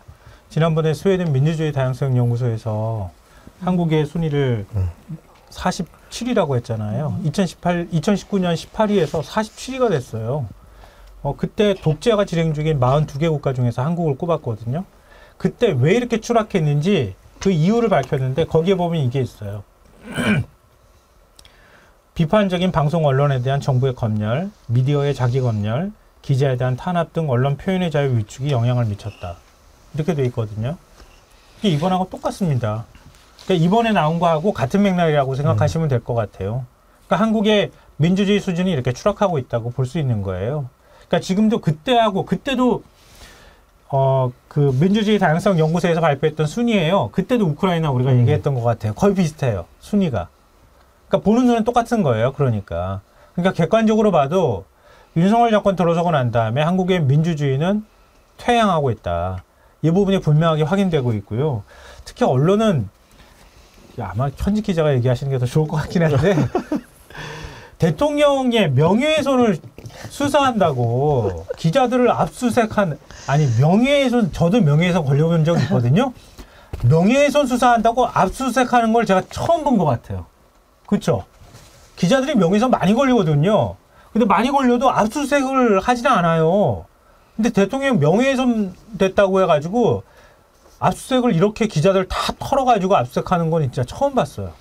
구경 기자 현직 기자인데 어떻습니까? 현장에서 이렇게 취재하면서 좀 불편해, 신경 쓰여 이런 거 느낍니까?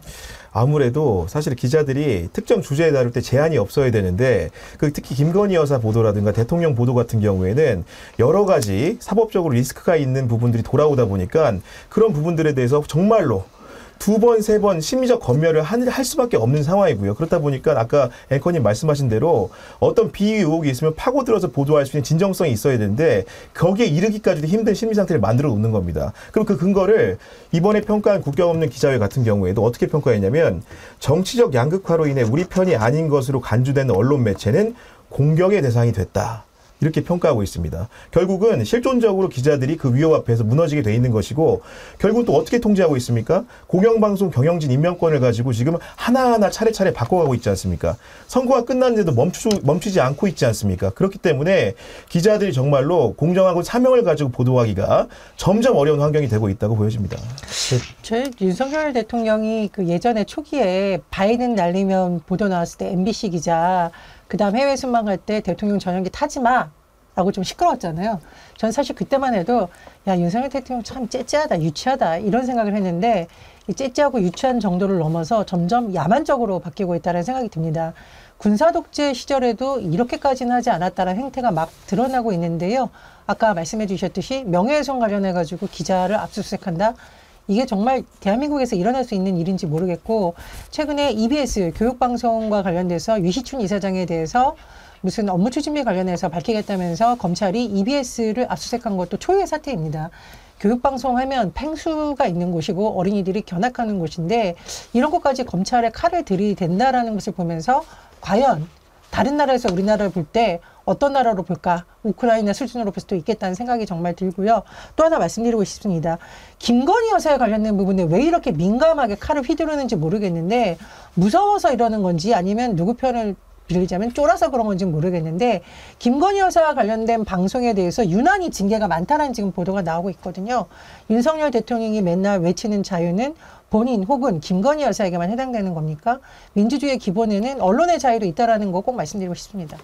국경 없는 기자회가요. 이런 얘기를 했어요. 정치적 양극화로 인해서 우리 편이 아닌 것으로 간주되는 언론 매체는 공격의 대상이 되어왔다.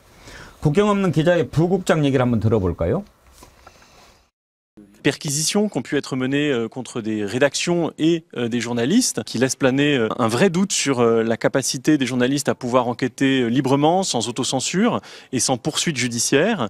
Les autorités politiques, qu'il s'agisse des gouvernements ou des partis politiques en général, ne sont pas aujourd'hui les garants du droit des journalistes à effectuer leur travail, de leur liberté d'action.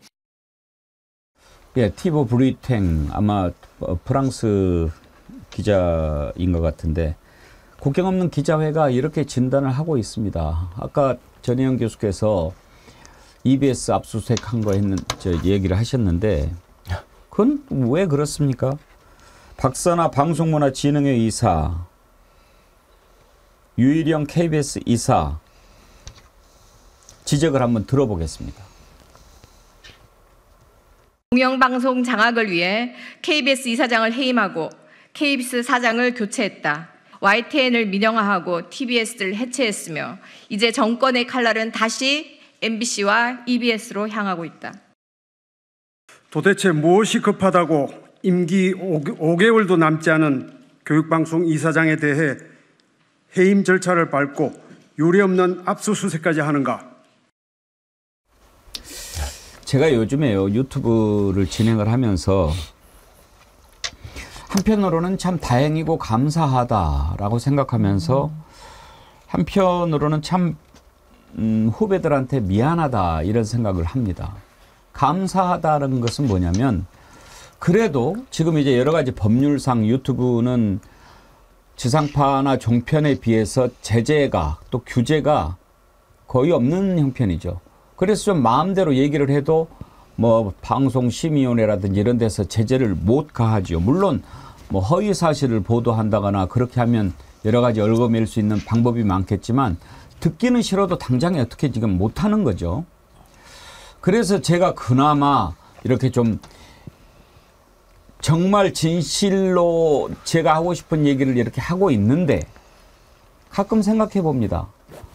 내가 잘나서 그런가? 내가 뭐 훌륭해서 그런가? No. 만약에 제가 지금요 KBS에 그대로 있었다거나 또는 뭐 제가 그전에 있던 종편에서 그대로 뭐 돈을 받고 월급 받고 있었다고 그러면 이런 목소리 못 냈을 겁니다. 그래서 지금 일하고 있는 후배들한테 미안한 겁니다. 제가 비겁할 수밖에 없는 거 아닙니까? 근데 왜 그렇게 됐습니까? 여러분들은 이제 다 아시죠? 배국미가 왜 MBN에서 물러났는지, KBC에서 쫓겨났는지. 김건희 얘기하면 안 된다. 이렇게 얘기합니다. 증언할 수 있습니다.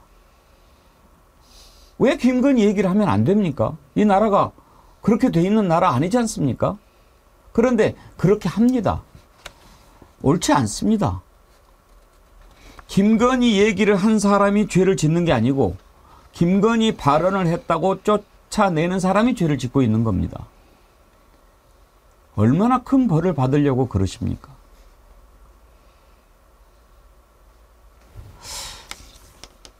그렇게 해가지고 어떻게 됩니까? 대한민국이 세계에서 언론 자유로 62등을 하게 만들어버린 겁니다. 이건요, 점수가 64점인데요. 지금까지 제일 못했을 때가 박근혜 정부 때였어요. 그때보다 더 못한 겁니다, 지금. 박근혜 정부가 71.42를 받았는데 그때보다 6.55점이 더 낮고 이명박 정부 초기 때보다 더 떨어진 겁니다. 이게 바로 지금 대한민국 정부 언론의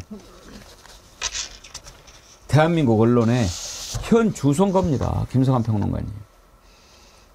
사실 대통령이 만들어 놓은 거죠. 그러니까 대통령 관여 안 했다고 뭐 딴 나라 사람처럼 또 얘기했더라고요. 최근에 보니까.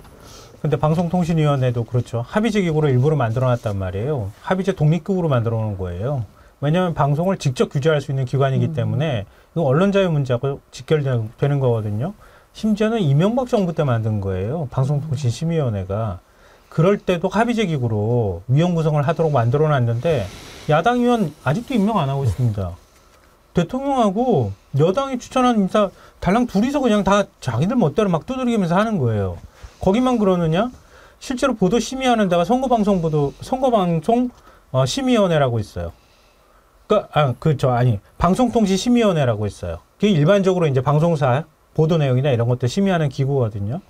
그러니까 여기도 마찬가지로 똑같이 그런 식으로 합의제 기구로 돼 있는데 그것도 그냥 자기 멋대로 임명해가지고 하고 있고요. 그리고 선거 기간 중에 특별히 선거 보도를 심의하는 역할을 하는 곳이 있어요. 그게 선거방송보도심의위원회예요. 이것도 똑같이 그렇게 운영하는 거예요. 얼마 전에 MBC가 김건희 여사 명품백 문제 보도했다 그래가지고 법정 제재했거든요. 그럴 때 위원들이 국민의힘 추천위원인데요. 최모 위원이라는 사람이에요. 이렇게 얘기합니다. 그 제재를 줘야 된다고 얘기를 하면서. 이거 아마 보신 분들이 있을 거예요. 평범한 가정주부에게 아버지와의 인연을 강조하며 선물을 가지고 접근했고 거절하기 민망해서 받았다. 그리고 갑자기 방송에서 가정주부가 청탁 선물을 받았다고 온 국민에게 떠드는 꼴이다. 얼마나 당황스럽고 참담하냐. 이렇게 얘기를 했고요. 임모 위원이라고 하는 사람인데 중앙선관위 추천이라고 하지만 사실 여권 추천이라고 봐야 되고요. 그 최 목사는 권한이 없는 사람에게 충동질을 했기 때문에 비난받을 가능성은 국정농단한 최순실보다 더 크다. 최 목사에 대해 국기문란, 교란, 조장 등의 죄를 만들어서라도 엄벌해야 한다. 이런 사람들을 집어넣고 난 다음에 막 그냥 제재방망이 두드려버리는 거예요. 근데 사실 더 걱정되는 건 이거예요. 그나마 지금까지 임기가 오지 않은 데다가 박문진 이사장을 해임하려고 했다가 법원에서 제동을 걸어가지고 MBC를 못 건드렸거든요. EBS도 역시 마찬가지예요. 그러니까 EBS 사장 문제 저렇게 접근하죠. 압수수색하고 막 하면서. MBC는 8월에 임기 끝납니다. 제가 볼 때는 몇 달 내로 MBC가 이전에 KBS보다 더 심한 아마 홍역을 앓을 가능성이 굉장히 높습니다. 그렇게 하고 나면요. 종편부터 시작해가지고 방송까지 제대로 보도하는 데를 우리가 한 군데도 못 보는 일이 벌어질 수도 있습니다. 그걸 대통령은 모르는 사람인 척 하던데요. 대통령실 정무수석이라는 사람은 대통령님은 전혀 모른다고 얘기하던데요. 모른다고 했던 말도 충격적이었지만 저는 그 말이 더 놀라웠어요. 내가 방법을 몰라서 안 하는 게 아니라고 이야기를 했다면서요. 뭐 이런 것 저런 거 동원해서 내가 지지율을 90% 만들 수 있는데 그 방법 몰라서 안 하는 거 아니다. 이런 얘기를 했다고 그래요? 근데 제가 보니까 사실 민생 토론에도 그렇게 하려고 꼼수 쓴 거 아니에요? 근데 그게 효과가 있었습니까? 돈만 잔뜩 들이고 혈세 낭비 논란에 제가 보니까 윤석열 대통령이 지지율 떨어질 때 쓰는 방법이 두 가지인 것 같습니다. 하나는 검찰이나 권력기관 이용해서 사방에 본인의 비판에 대한 여론을 잠재우려고 하는 것. 또 하나는 거꾸로 본인을 홍보하기 위해서 약간 쇼를 하는 건데 두 개 다 효과가 없습니다. 그리고 지금 해외에서도 지금 한국 언론에 대해서 우려하고 있는 상황인 거고요. 아까 정치의 양극화 말씀하셨는데 EBS가 지금 유시춘 이사장 관련해서 이런 상황이 있는 데서 부사장으로 누구를 임명했냐. 전 월간조선 편집장 출신을 지금 임명해서 노조에서 출근저지 투쟁이 벌어지고 있는데 이분이 어떤 글을 썼었냐. 윤석열 대통령 취임사를 주제로 자유의 가치라는 대통령. 취임 시장 하늘에 무지개가 떠올랐다. 무지개를 보는 설렘으로 새로운 시작을 맞고 있다. 이렇게 적었다고 합니다. 이게 너무 유치한 수준 아닙니까? 진짜 우리가 이걸 썩소라고 표현하죠. 너무 참담해서 제가 지금 어이없는 웃음이 나오는데 윤석열 대통령이 민주주의를 퇴행시키고 있는 여러 가지 신호 중에 하나가 바로 이렇게 언론에 대한 자세입니다. 뭐 윤 대통령이 대선 출마 선언한 거 그 범위 내려온다고 했던 사람이 지금 국민의힘 의원이 됐잖아요. 그랑 비슷한 꼴인데요. 그러니까 굉장히 아이러니한 게 이런 거예요. 그러니까 대통령은 알았겠죠. 왜 몰랐겠습니까? 철저하게 우리가 언론기술자라고 얘기한 언론장악 기술자라고 부르는 이동관 전 방송통신위원장이 기획했다 이런 얘기도 받고 있지만 그러니까 종편은 어차피 보수 정편 체제로 돼 있단 말이에요. 그러니까 종편은 전부 다 윤 대통령의 맹목적인 어떤 지지나 이런 것들을 하고 있고요. 거기에 목덜미가 잡혀 있는 상황이기도 하고요. 그럼 보도 전문 채널이 있잖아요. 연합뉴스하고 YTN. 보도 전문 채널 두 개 다 민영화하겠다고 했어요. 그랬다가 YTN은 민영화했고요.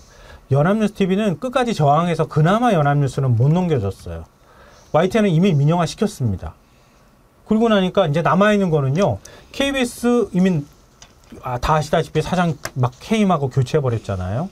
MBC하고 진짜 EBS밖에 없는데 EBS는 뭐 교육방송이니까 그렇다 치더라도 MBC 지금 남아있는 거예요. MBC까지 잡으면은 윤 대통령이 할 줄 몰라서가 아니라 너무 잘 알아서 다 휘어잡는 거나 마찬가지거든요. 근데 제가 왜 역설적이라고 말씀드렸냐면은 그렇게 해도 지지율이 안 오르는 거예요. 그렇게 해도 지지율이 거꾸로 20%대 초반에 지금 머무르고 있는 거거든요. 근데 이런 대통령을 도저히 못 봐주겠다. 우린 그냥 알아서 하시오. 안전벨트 매겠습니다. 했던 게 조선일보나 이런 보수 매체예요, 지금. 그러니까 못 잡은 게 아니라 잡아도 잡지를 못하는 상황으로 본인 스스로가 만들어 놓고 난 다음에도 여전히 자기는 언론 자유를 보장하고 있고 언론이 충분히 자유를 누리고 있다고 착각하고 있다는 거예요. 이게 또 무서운 거죠. 사실 어찌 보면. 언론이 죽었다. 언론이 죽으니까 이런 일을 한다라고 하는데요. 언론이 죽는 경우가 두 가지가 있습니다. 스스로 더러워지는 경우가 있고 압력 때문에 죽는 경우가 있고요. 그런데 스스로 더러워지는 것이 더 나쁜 거지요. 압력 때문에는 어쩔 수 없이 숨지게 지내는데 나중에 이제 살아날 수 있으니까요. 압력 때문에 두려워하는 경우가 있고 스스로 더러워진다라고 하는 게 있는데 뭐냐면 옛날에 이제 지금은 다 사라졌기 때문에 아마 우리 구교영 기자 같은 경우에는 촌지라는 거 받아본 적도 없을 거예요. 솔직히 말씀드리면 저희 때 촌지가 횡행했습니다. 왜 횡행했냐면 공무원 조직이 부정한 돈을 받으니까 그 공무원 조직에 부정한 것이 보도가 돼서 혼날까 봐 기자한테 그 일부를 떼주는 겁니다. 그게 촌지였어요. 그래서 서로 먹이사슬로 연결이 돼 있어가지고 온 나라가 다 그냥 부패한 국가가 돼 있는 거죠. 지금도 후진국이나 사회주의 국가 일부 나라 가면은 뭐 빨리 해달라고 이렇게 뭐 돈 끼워주고 뭐 이렇게 하지 않습니까? 옛날에 그랬단 말이에요. 근데 지금은 그런 걸 할 수가 없는 거죠. 어디 뭐 빨리 해달라고 그러고 뭐 끼워줍니까? 옛날에는 교통법규 위반으로 단속됐을 때도 돈 얼마 주고 빼주고 그랬단 말입니다. 이제는 그런 거 대한민국에서는 볼 수가 없잖아요. 그런데 이제 깨끗해졌으니까 그럴 일도 없고 기자들이 그걸 악용을 해서 자기 사욕을 챙길 일도 없고 그러면서 나라가 깨끗해져 가는데 이제 잘못하는 것을 잡아내고 고발하고 견제해야 되는데 그걸 못하게 해버린단 말이에요. 그러니까 지금 당장에 이해가 안 되는 일들이 일어나지 않습니까? 민생 토론을 갑자기 하고 그러는데 그걸 어떻게 수의 계약을 합니까? 그러면은 분명히 수의 계약을 했으면 그걸로 인해서 챙긴 사람이 있을 거 아닙니까? 이걸 누가 챙겼는지 어떻게 해서 챙겼는지 이거 밝혀내야 되는 겁니다. 그런데요, 나쁜 권력은 어떤 식으로 나쁘냐면 끝까지 나쁩니다. 바닥까지 나쁩니다. 아주 저질입니다. 제가 한 가지 사례를 여러분께 말씀드릴게요. 5.18 끝나고 광주 민중항쟁 이후에 여러 가지 지역 감정이 더 나빠졌어요. 그때 당시에 막 그 여러 가지 나도는 유언비어 가운데 경상도 군인이 전라도 사람들 씨말리러 왔네, 공수부대 다 경상도네, 이런 얘기가 있었는데 그거 다 유언비어죠. 아무튼 그런저런 것 해가지고 이제 경상도 출신 전두환이가 그런 짓을 했기 때문에 그런 말이 더 많이 나왔을 겁니다. 그러면서 그 다음에 어떤 것이 나왔냐면 동서화합을 위해서 대구하고 광주 간에 고속도로를 뚫자. 그렇게 해서 서로 좀 화합을 시켜보자. 이런 아이디어를 냈어요. 그건 뭐 누가 뭐라고 하겠습니까? 그런데 정말 놀라운 일이요. 경부고속도로 뭐 여러 가지 고속도로 다 여러분 잘 아시다시피 아스팔트로 깔려 있어요. 그런데 그때 당시에 광주하고 대구 사이에 고속도로를 88 고속도로라고 불렀는데 그거를 고속도로 사상 처음으로 시멘트로 깐 거예요. 고속도로를 시멘트로 깔면 어떻게 되겠습니까? 몇 가지 문제가 있는데 첫째는 타이어가 빨리 마모가 됩니다. 아무래도 아스팔트에 비해서 울퉁불퉁하니까요. 거기에다가 눈이 엄청나게 피곤합니다. 아스팔트는 검정색인데 시멘트 하얀색이 눈이 반사가 돼가지고 운전하는데 얼마나 힘들겠습니까? 그런데 왜 시멘트로 깔았는지 아십니까? 그때 당시에는 뭐 시멘트가 어떻게 해서 좋니 어쩌니 막 이런 말도 안 되는 잡설을 늘어놓았는데 나중에 알고 보니까 이순자 작은아버지인가가 시멘트 협회장을 하고 있었어요. 그런 것이 바로 나쁜 정권인 겁니다. 아니 세상에 광주 시민들의 상처를 치유한다고 광주와 대구 사이에 고속도로를 놓는다고 하면서 그 사이에도 뭔가를 빼먹으려고 하는 거란 말이에요. 끝이 없는 겁니다. 이 악한 사람들의 탐욕은. 다 밝혀지겠지만 지금 용산으로 옮기면서 해먹었던 거 지금 뭐 아니 그리고 앵간히 해야죠. 앵간히. 예? 민생 토론에 선거 앞두고 그거 하는 거 하지 말라고 그렇게 해서는 안 된다고 그 나라 돈 그렇게 쓰면 안 된다고 하는데 그 와중에도 그걸 막 수의 계약해가지고 또 몇 번 챙겨먹고 이런 추접스러운 일들을 하고 있단 말입니다. 끝이 없는 겁니다. 악한 자의 탐욕은. 이거 다 밝혀내야 됩니다. 그 이유가 바로 언론이 죽었기 때문에 그러는 거예요. 이제 정말 언론이 살아야 되는데 우리 오늘 언론인 출신, 언론인, 현직 언론인 세 분이 계셔서 우리가 오늘 언론 얘기를 더 많이 하게 된 것 같은데 저는 그 개혁신당 뭐 별로 그 지지하지 않지만 1호 법안을 언론 쪽으로 잡았죠. 그거는 뭔가가 시사하는 바가 있다고 봐요. 그런 이제 지난번에도 이제 이준석 대표가 그 얘기를 한 적이 있거든요. 의미 있다고 생각하고요. 이번에 또 민주당의 아주 강경파라고 할 수 있는 의원들이 이제 그 과기정통위로 갈 가능성이 매우 높거든요. 벌써부터 방송사들이 반짝 네. 긴장하고 있다 이런 얘기가 나오고 있어요. 그래서 앞으로 과기정통위에서 민주당이 어떻게 하는지 좀 지켜보면 어떨까 싶은데요. 그러니까 이번에 이제 민주당이 처리하겠다고 벼르고 있는 것 중에 하나가 방송 3법이거든요. 방송 3법 안에 들어가면 공영방송을 저런 식으로 쉽게 장악하지 못하도록 하는 내용이 거기 담겨 있다고 볼 수 있는데요. 그러니까 그런 부분에 대해서는 사실 과거 민주당에서도 못 바꿔왔던 것이기 때문에 이번에는 좀 공영방송을 정권의 입맛에 맞게 사장을 바꾸고 막 이러는 것들 좀 못하게 그런 방식을 좀 수단을 동원하지 않게 민주당이 좀 노력해주면 어떨까 뭐 그런 좀 개인적인 기대를 해보고요. 그리고 사실은 지금 예전에 그 90년대, 뭐 80년대 말씀도 해주셨던 것 같은데, 그러니까 저도 이제 여기 이 언론계에서 왔다 갔다 한 지가 벌써 이렇게 횟수를 세보니까 26년이더라고요. 횟수로는 27년이 됐어요. 그러고 보니까 언론계가 엄청나게 많이 바뀌었는데, 그 일종의 이제 뭐 기자들의 기계 뭐 이렇게까지 얘기하기는 좀 어렵다 하더라도 너무 그냥 현실적인 직장인처럼 돼버려가지고 그냥 당연히 돈이 뭐 왔다 갔다 해도 본인이 직접 돈은 받지는 않지만 그냥 기자가 일종의 그 좀 뭐랄까 취재를 하고 건조도 부릴 줄 알고 좀 그래야 되는데 그게 아니라 그냥 맹목적으로 그냥 쓰라는 데 쓰고 그냥 뭐 그냥 보도자료 100개 내도 별로 죄의식을 못 느끼는 사람처럼 돼버리는 것 같아서 좀 개인적으로 안타깝다는 생각을 하고 있습니다. 이제 9일날 기자회견을 한다고 하는데 기자회견 한다고 하는 게 뉴스가 되는 그런 세상에 살고 있습니다. 과연 이번에는 국민들이 뭘 궁금해하고 뭘 듣고 싶어 하는지 제대로 묻고 제대로 답하고 그런 기자회견이 됐으면 좋겠는데 구교영 기자. 네. 어떻게 이번 기자회견은 좀 제대로 될 것 같습니까? 아마도 대통령실도 굉장히 고심이 많을 것 같습니다. 지금 만약에 과거에 뭐 담화라든가 사실 대담을 통해서 국민들의 실망을 자아냈고 그 결과가 총선의 여당의 참패로 이어지지 않았습니까? 뭔가 국정 회복을 하고 지지율을 고양하기 위해서는 기존과 완전히 차별화된 문법으로 해야 될 것인데 지금 이제 여러 가지 그래도 징조들은 사실 보면 기자회견을 한다. 이거 자체는 좋은데 그 자리에서 기자들의 질문권을 예를 간섭한다거나 사전에 약조된 질문만 한다거나 무제한적인 질문권을 보장하지 않게 되면은 오히려 안 하니만 못한 것으로 이어질 수가 있고 결국 그 시험대라는 것은 자신과 김건희 여사를 둘러싼 여러 가지 비유 의혹에 대해서 철저하게 자성하고 반성하는 모습을 보이고 기자들의 온갖 질문을 다 몸으로 막아내고 설명하는 그런 자리가 되지 않으면 어려울 거라고 생각합니다.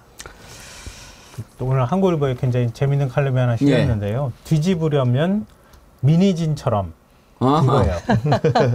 민희진이 거의 한 3시간 정도 기자회견 했다고 그러죠? 기왕 할 거라면 그렇게 끝장을 보듯이 해버려라. 그렇게 하니까 여론이 반전이 일어나지 않느냐 이렇게 했더라고요. 그러니까 진짜 기자회견을 하려면은 기자들의 질문을 끝까지 좀 받아서 한번 좀 속 시원하게 대통령의 얘기를 들어볼 수 있게 좀 해야지. 얘기하신 것처럼 미리 취재해가지고 한 10몇 개 질문지 뽑아서 대통령한테 넘겨주고 기자 질문 몇 명 이렇게 받다가 시간이 안 돼가지고 그러면서 쫓겨가듯이 한 2-3명 더 질문하고 그냥 또 퉁치는 이런 기자회견 하면은 제가 볼 때는 또 국민들이 마음 안 열 것 같아요. 제가 예상되는 답변 한번 뽑아봤습니다. 김건희 여사 관련된 특검 수사기관이 하고 있으니까 지켜보시죠. 최상명 관련한 특검 어떻게 생각하십니까? 공수처에서 하고 있으니까 지켜보시죠. 이러지 않겠습니까? 저는 이런 답은 더 이상 하나하나 기자회견 안 했으면 좋겠습니다. 우리가 이걸 정치권에서 사후적 문법이라고 하는데요. 국민들은 A에 대해서 묻는데 얼렁뚱땅 B로 대답하는 화법을 이렇게 정치인들이라든가 기자들이 사후적 화법이라고 비유를 합니다. 대통령의 2주년 기자회견 어떻게 보면 총선 참패 이후에 처음으로 국민들 앞에 서서 질문을 대신받는 자리인데 정말 국민들의 답답함이 풀어질 수 있도록 진솔하고 정직하게 답변해 주셨으면 좋겠습니다. 그래서 이번에는 기자들이 질문을 잘해야 돼요. 방금처럼 전혜연 대변인 옛날식으로 기자들이 만약에 질문하잖아요. 그럼 그런 답변 나올 수밖에 없어요. 정말 기자들이 제대로 답변을 들을 수 있게끔 하려면 질문을 잘해야 됩니다. 질문도 오랫동안 연구하고 고민하고 그러니까 얘기가 나오는 거거든요. 그러니까 그냥 뭐 짬짬이 해가지고 이렇게 질문하고 뻔한 답변하고 국민들이 그런 거 가지고 옛날에는 당했지만 속았지만 만약에 이번 기자회견 저는 뭐 대통령 답변 기대하지 않습니다만 기자들도 정신 못 차리고 뻔한 질문하고 그러면 똑같이 국민들의 심판을 받게 될 겁니다. 저는 그렇게 생각합니다. 오늘 여기까지 하죠. 친묵도 범죄다님, 군사 독재 때는 살아있는 검사, 살아있는 기자들이 그나마 있어서 희망이 있었는데 지금 검찰 독재에 기자들까지 죽어서 더욱 암울한 세상일 수밖에 없습니다. 그래요. 언론 자유 지수가 이렇게 떨어졌는데 기자들이 더 많이 분노를 해야 되지 않습니까? 자, 정어리머리 준비한 야심작 갑오징어 광고 한번 보고 마치도록 할까요?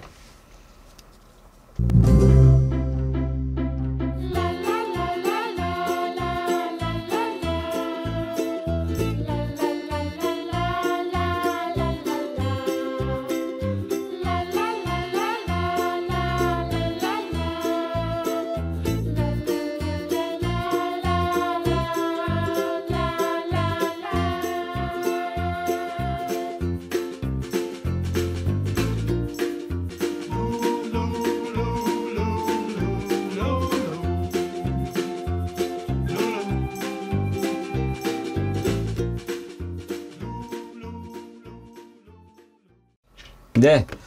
방금 정어리몰에서 연락이 왔는데요. 이게 살아있는 갑오징어를 바로 잡아가지고 당일 손질해서 보내드리기 때문에 싱싱한 회로도 드실 수가 있다고 하네요.